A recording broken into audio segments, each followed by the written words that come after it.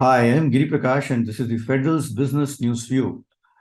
Uh, Today, we are going to talk about the Go First Airlines crisis and how it is snowballing into a much bigger challenge for all the stakeholders concerned. And here, the stakeholders consist of aircraft leasing companies, it consists of engine makers, and the aircraft manufacturers themselves.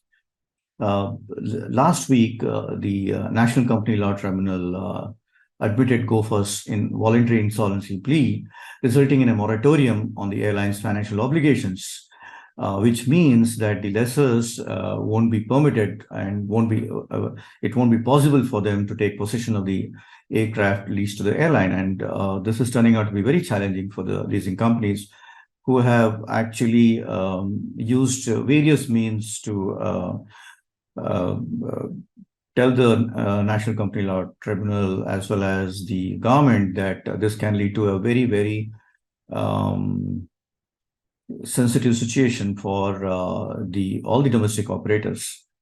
Now, they have, in fact, petitioned through the Aviation Working Group.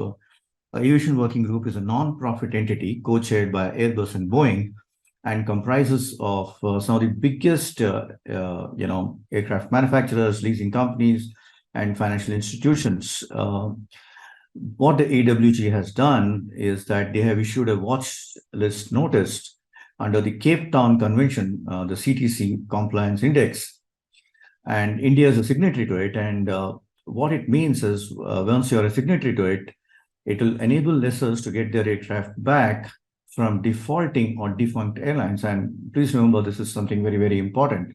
And Aviation Working Group has actually gone ahead and reminded India about its obligations.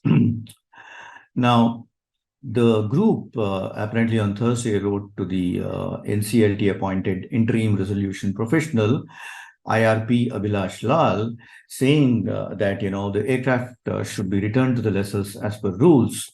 There's an obligation to preserve aircraft in the airline's possession and maintain its value until the respective creditors and lessors are given an opportunity to take possession. The foregoing is subject to the overarching rights of parties to agree otherwise mutually. The AWG Secretary General Jeffrey Wool said about this. He also added that actions in the Go First insolvency proceedings may affect India's score positively or negatively on the CTC. And CTC is the Cape Town Convention Compliance Index, depending on whether such actions comply with the India's CTC treaty commitments. This would have a direct and material impact on future financing and leases to Indian airlines. Wool wrote in his letter to Mr. Abhilash Lal.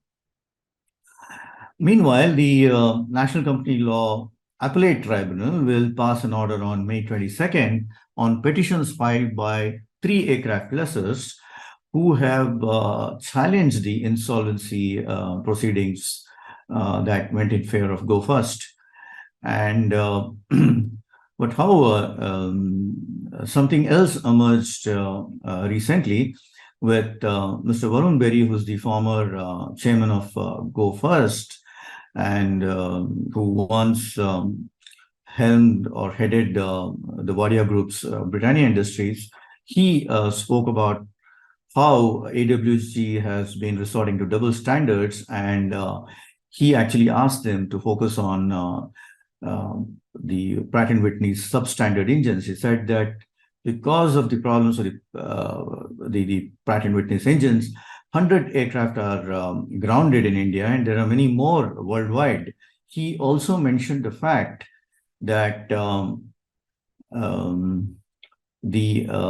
were 2 awards issued by the international arbiter based out of Singapore, which directed Pratt & Whitney to release and dispatch without delay at least 10 serviceable spare lease engines by April 27, which obviously that deadline is not now over, and another 10 spare lease engines per month until December 2023, so that Go First is back into operations and it achieves its financial rehabilitation. Now, So finally, what has happened is the Go First and aircraft lessors and aircraft manufacturers are in a tug of war, and it remains to be seen how it will finally work out, because the May 22nd order will be very, very important, because it will tell the aircraft lessors whether the government or the NCLT will be able to rescue the aircraft lessors who are in equal trouble. If one remembers, this happened in the case of Kingfisher Airlines, and Kingfisher Airlines, when it went down, the leasing companies decided to start increasing rentals for all domestic airlines in India. A Vijayawada-based airline called Air Costa, which had actually taken on Embraer aircraft on lease, had to close down operations because it was unable to service the kind of high rentals that existed at that time. So this is a major crisis that could eventually impact domestic airlines, and the May 22 order will set a template for lessors, aircraft manufacturers, and engine makers, and domestic airlines on how it goes for the domestic airlines and what it means actually for the lessors. Thank you very much. I'm Giri Prakash, rounding off here.